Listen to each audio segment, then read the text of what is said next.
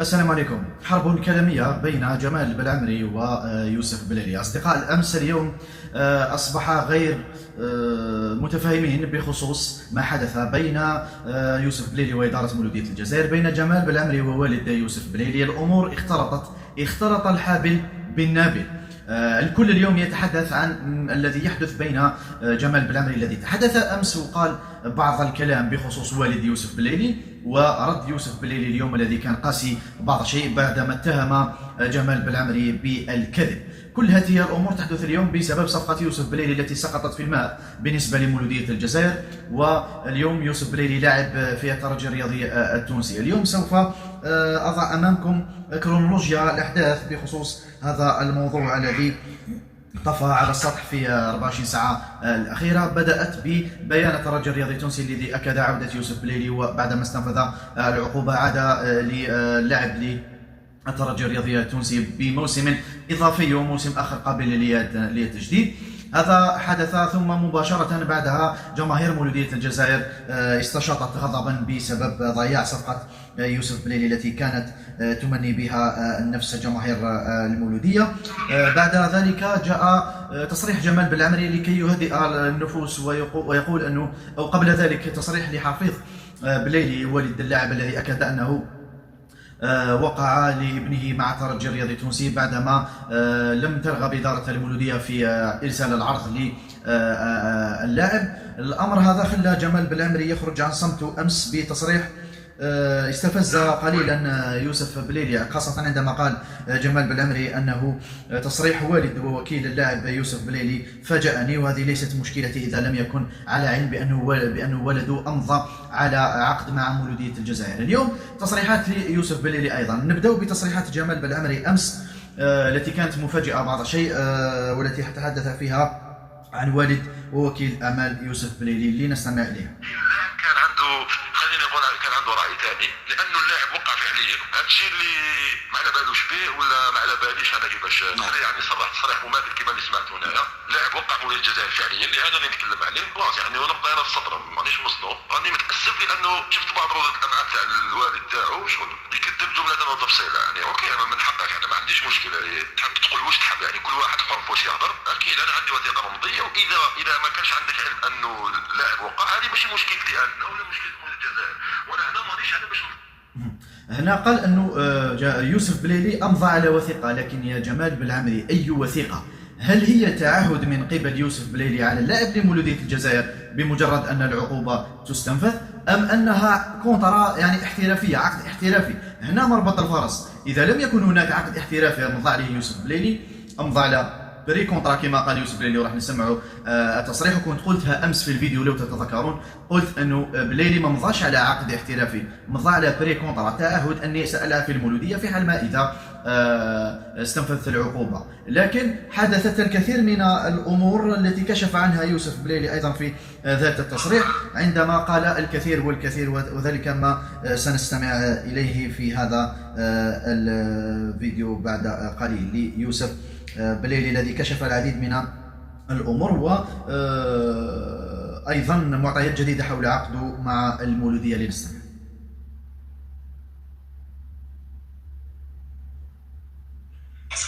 أنا كنت معاك فاهمني، وكونترا في الجيري عصرية ما تموت.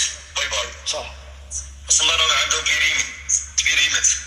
أنا ماشي كونترا بريكريمي تبيريمت. ماشي كونترا بري كونترا ولا بركه ما تكدف الناس وكاع ولا حسن ولا صاي مرتش مكتوب تالي تراجي ربحوا بغاوني من نيتهم اداره بغاوني خممتهم نتوما اداره ما بغيتونيش سيتوا لي ميساج قلتوا لي لا سي بون حبس هنا لا طاس تنقولي لا طاس. هذه هي مونفير. انا راي من نار كل شيء كانوا باينين، هما كانوا باينين يسنوني 3 كونترات كونترا. هذا كان التصريح الأول ليوسف بليلي بخصوص الإمضاء الأول الذي أمضاه قبل 10 أيام.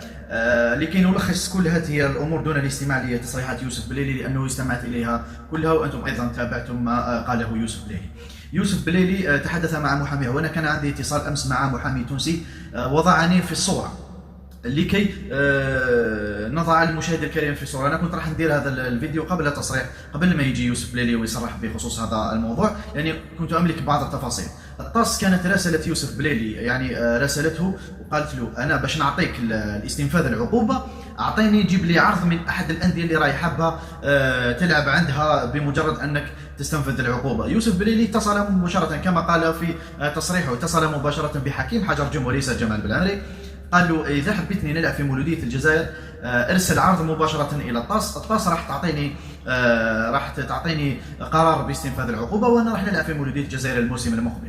لكن حكيم حجرجم قال له أنا لا أرسل أي عرض للطاس، وروح لتونس يعني يقدروا يرسلوا لك، ربي يسهل عليك. هذا ما قاله يوسف بليلي أيضا في تصريح بليلي. وكنا قبل أسبوع وش كنا قلنا أنه في تونس من أجل فرصة أخيرة مع ترجي الرياضي التونسي. تلك الفرصة هي أنه طلب من إدارة الترجي أنها ترسل عرض إلى الطاس، والطاس بموجب ذلك العقد راح تنحي له العقوبة وراح يلعب مجددا بعدما عوقب ل6 أشهر فقط. يوسف بليلي في التصريح قال كان الترجي وقفوا معايا وقفة الرجال ورسلوا العرض، واليوم أنا لاعب لترجي الرياضي التونسي، وجمال بالعمري راهو يكذب بخصوص ما قاله حول العرض أو حول العقد وحول والده أيضا الذي قال فيه جمال بالعمري أنه إذا لم يكن يعلم بأنه يوسف أمضى على العقد فهذا ليس مشكلتي. كل هذه الأمور حدثت وأنا راح نعطي رأيي في هذا الموضوع. أولا، مولودية الجزائر لم يكن يريد التعاقد مع يوسف بليلي. لو كان هذا الفريق يريد فعلا التعاقد مع يوسف بليلي لكان قد أرسل ذلك العرض إلى الطاس. لكن ما نقدروش نلوموا إدارة المولودية. لماذا؟ لأنه اليوم إذا كانت سياسة إدارة مولودية الجزائر لا تتعامل بهذا الشكل مع اللاعبين، إرسال إلى الطاس وما إلى ذلك، فهذا الأمر من حقها. هي إدارة الفريق لا تريد أن تنجر وراء هذه الأمور مشاكل ربما مع الاتحاد الجزائري ولا مع أطراف أخرى. لذلك رفض حكيم حجرجم أنه يرسل العرض إلى الطاس. من جهة أخرى الترجي الرياضي التونسي كان أكثر جرأة ويمشي وفق هذه الأمور، ويعرف يوسف بليلي كان مطلع على كل الأمور التي حدثت بينه وبين الطاس في الفترة الأخيرة. لذلك كان أشجع وكان قدم ذلك العرض وأنقذ يوسف بليلي من 6 أشهر إضافية كانت ستكون في مسيرته الكروية بعيدا عن كرة القدم. اليوم الأمر واضح، لا نستطيع لوم لا يوسف بليلي ولا إدارة مولودية الجزائر ولا الترجي الرياضي التونسي، لكل حر في رأيه. يوسف بليلي يعني دارها بيديه وحلها بسنين في نهاية المطاف. هو الذي قام بفعل خارج عن نطاق كرة القدم عوقب عليه، وهو الذي قام بجلب عرض من الترجي الرياضي التونسي مباشرة إلى الطاس وخلاه يلعب كرة القدم الموسم المقبل.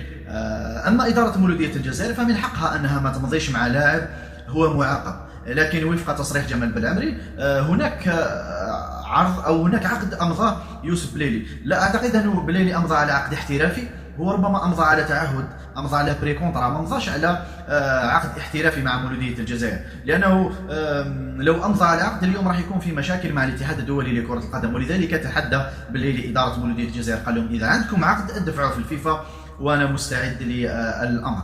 لذلك هذا التحدي يخليك تتأكد أنه لا وجود لأي عقد رسمي من ممضى من قبل يوسف بليلي، ربما أمضى على تعهد باللاعب لمولودية الجزائر. أيضا مولودية الجزائر وفق بيانين متناقضين، بيان يقول فيه أنه ما نقدروش نوقعوا مع لاعب هو معاقب، وبيان آخر قالوا فيه أنه بليلي أمضى على وثيقة مع مولودية الجزائر. أي وثيقة يا جمال بالعمري ويا إدارة مولودية الجزائر؟ هل هي وثيقة بين الطرفين فقط، ما هيش تحمل رمز للاتحاد الجزائري ولا شعار الاتحاد الجزائري لكرة القدم؟ هذا الأمر يخلينا نتحدث على بعض الأمور الخارجة على العقود الرسمية. لذلك اليوم يوسف بليلي رد على جمال بالعمري بتصريحات ثقيلة جدا، خاصة عندما اتهمه بالكذب. أنا صراحة رأيي الشخصي علينا بتهدئة الأمور. يوسف بليلي وجمال بالعمري بالأمس فقط كانا يصنعان أفراح المنتخب الوطني الجزائري في كأس أفريقيا وفي كأس العرب، لاعبان دوليا لعبوا في النيفو العالي، ما لازمش اليوم يدخلوا في صراعات لا أساس لها من الصحة وبعيدة كل البعد على قيم كرة القدم. بالعمري أدلى بتصريحاته ويوسف بليلي أدلى بتصريحات. علينا بإنهاء الموضوع هنا لتجنب أمور أخرى، ويجب الحديث عن أمر آخر. يوسف بليلي لم يكن محيط محاط قلة مسيرته الكروية بأشخاص أكفاء. اليوم والده الذي يتفاوض مع الأندية، ما نقدروش نقولوا أنه المشكل في والده ولا المشكل في اللاعب، المشكل في محيط يوسف بليلي وفي يوسف بليلي أيضا، لأنه موهبة كروية كبيرة ظلت الطريق نحو مسيرة كانت لتكون أفضل من المولودية ومن الترجي ومن حتى براست وأجاكسيو، كان قادر يلعب في أندية كبيرة في العالم وضيع مسيرة احترافية كبيرة. أعطونا آراءكم بخصوص هذا الموضوع، من المحق في كل القضية، يوسف بليلي أم جمال بالعمري؟ إدارة والد يوسف بليلي أم إدارة مولودية